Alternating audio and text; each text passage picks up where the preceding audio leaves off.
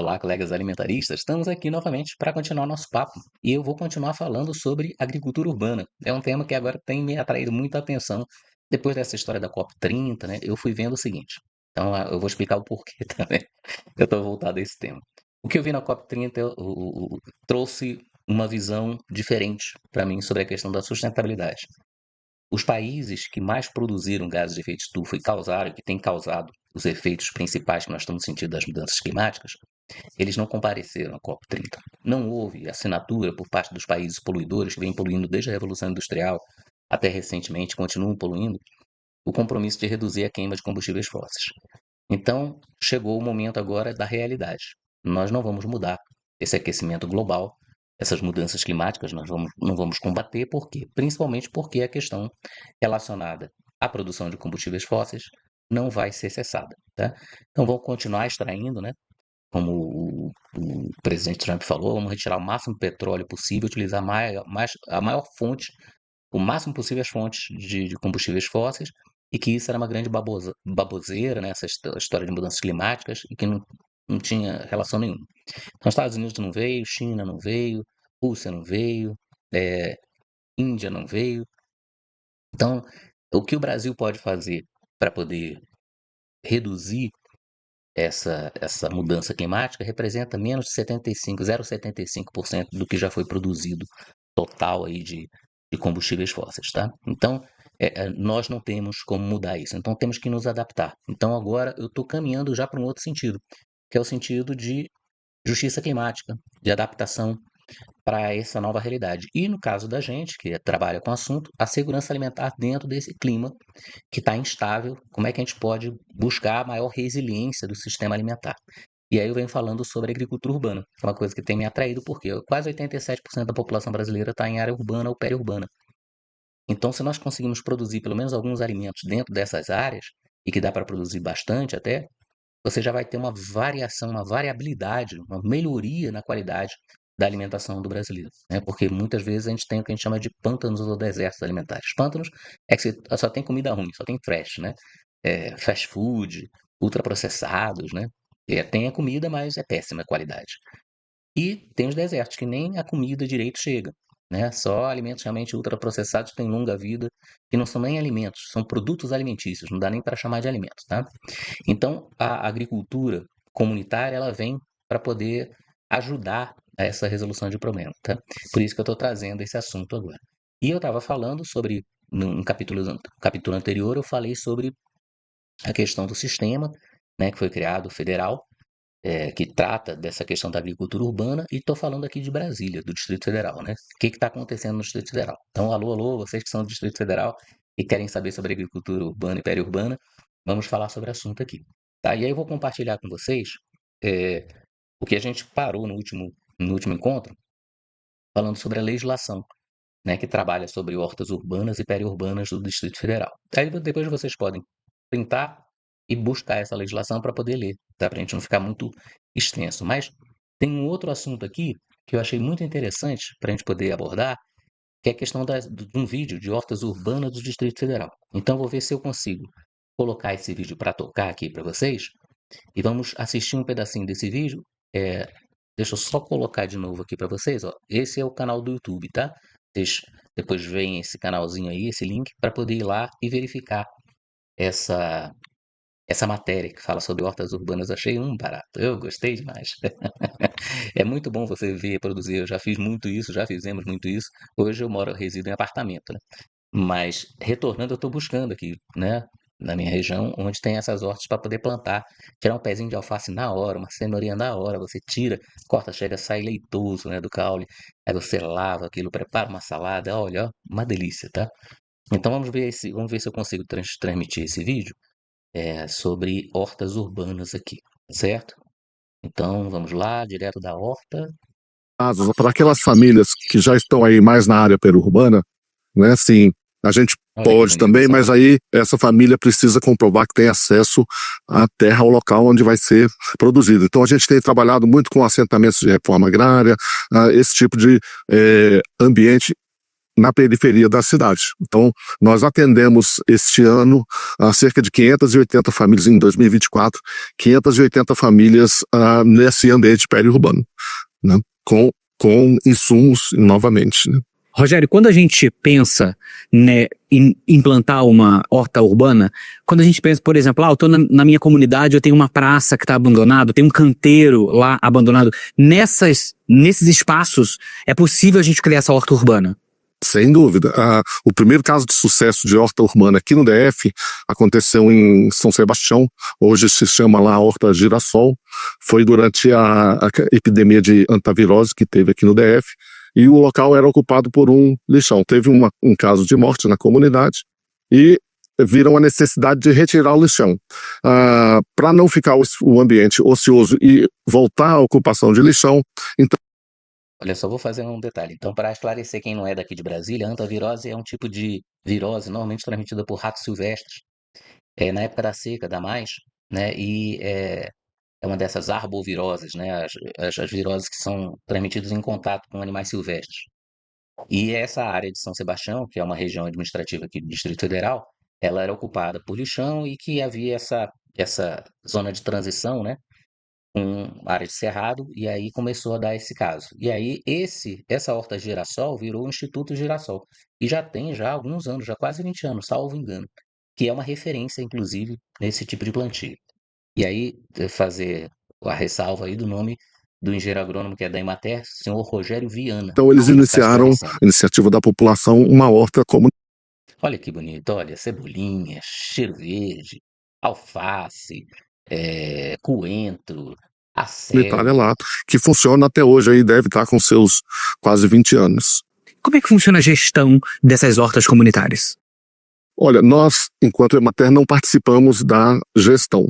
Normalmente, para se fazer uma horta regular, o interessado apresenta uma proposta, mas normalmente são associações de moradores e a gestão é interna. Nós fazemos apenas o apoio técnico e o apoio na forma de insumos.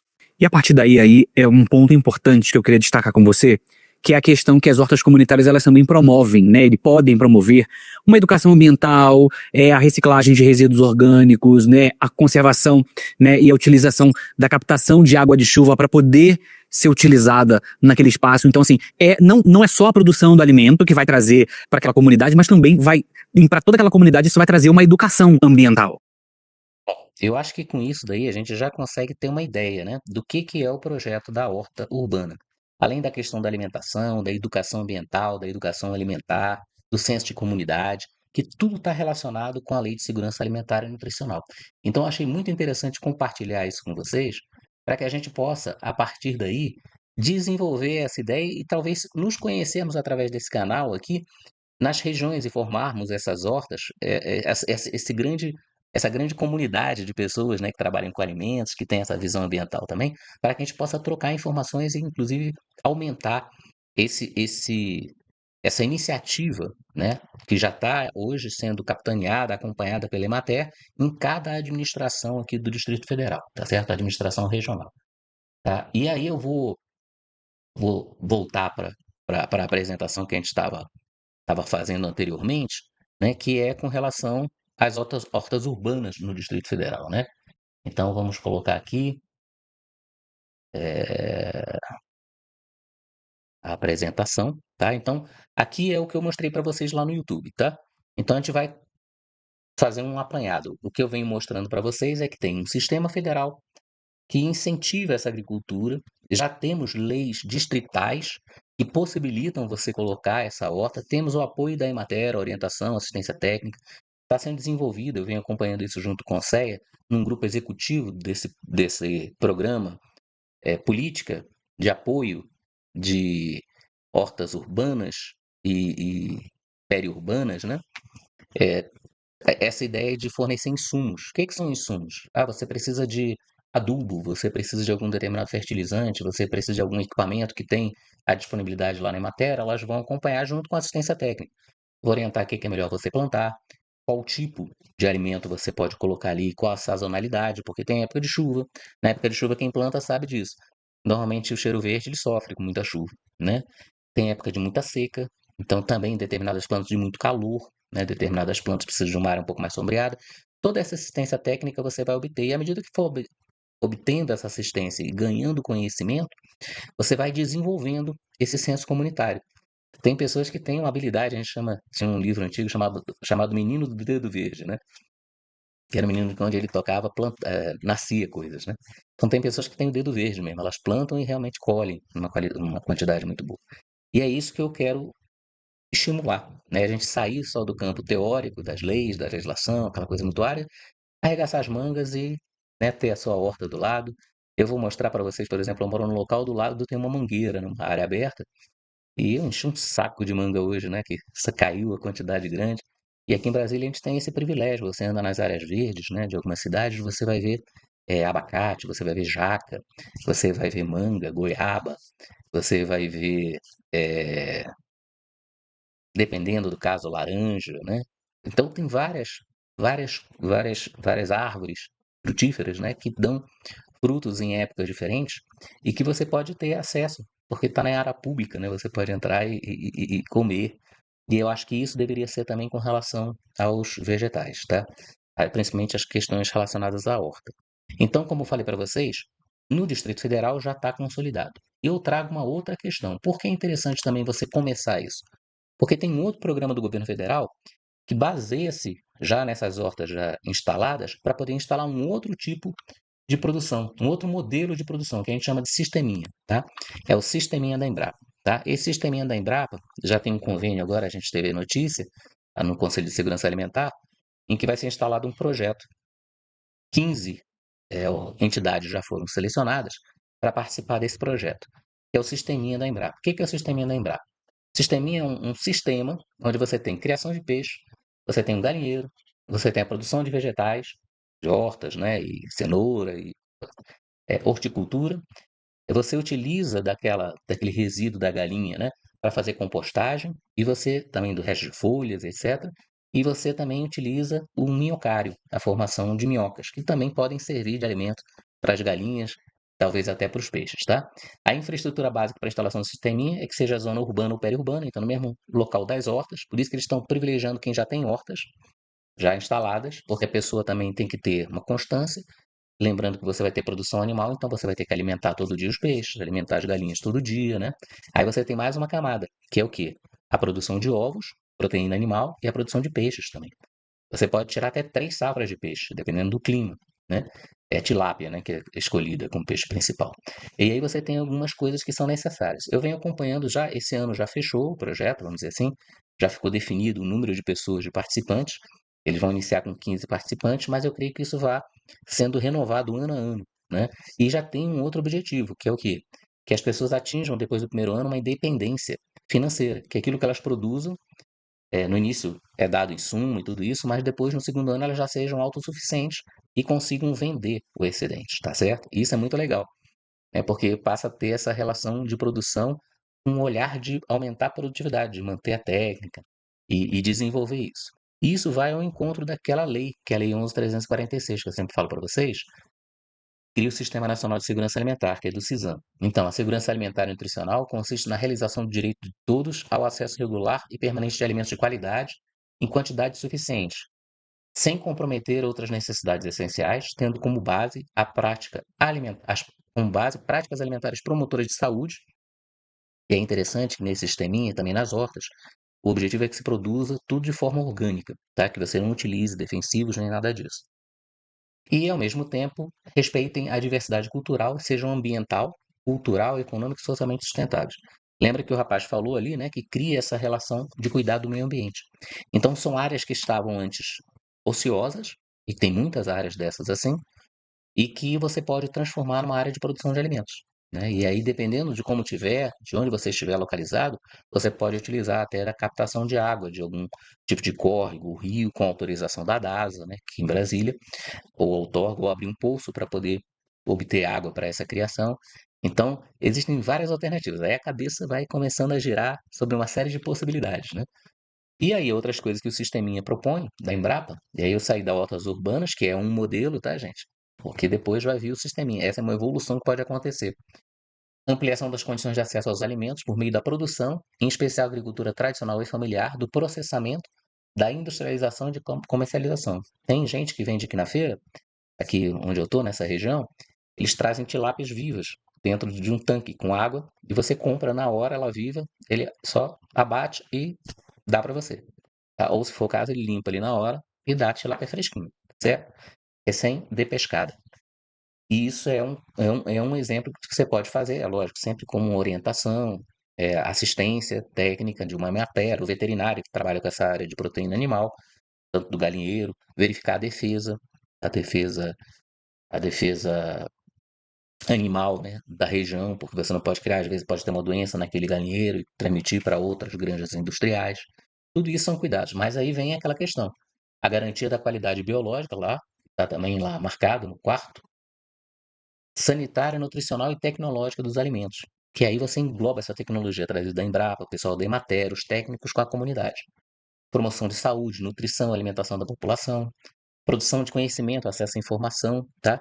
Tudo isso daqui, eu não tô falando pensando que vocês estão compartilhando, mas olha, vocês leem aí, tiram um print daí, por favor, depois, e vocês vão ver que a segurança alimentar, prevista na Lei 11.346, está toda abrangida aí dentro desse sisteminha da Embrapa. Por isso que eu fiquei tão empolgado e estou tão empolgado, porque você pode começar com uma horta urbana e aquilo crescer e se transformar, dependendo da área que você estiver utilizando, num sisteminha.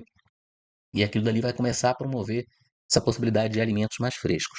O sisteminha, falando ainda do sisteminha. O que é esse sisteminha? É uma tecnologia de produção de alimentos desenvolvida pela Embrapa, adequada para espaços pequenos. A partir de 500 metros quadrados você pode ter um sisteminha.